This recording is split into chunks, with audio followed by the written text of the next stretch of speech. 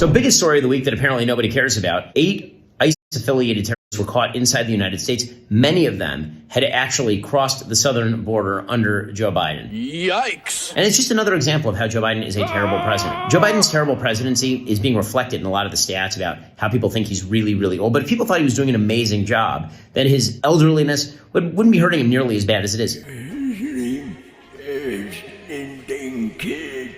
It's not just that he's really old. People are actually projecting into his oldness the fact they think that he's a really, really bad president. Inflation continues to be up. The Federal Reserve is now saying that those interest rates may not actually be cut more than once before the election. I'd bet you money that by the time of the election, maybe they haven't been cut at all. Meanwhile, on the foreign front, everything is still on fire.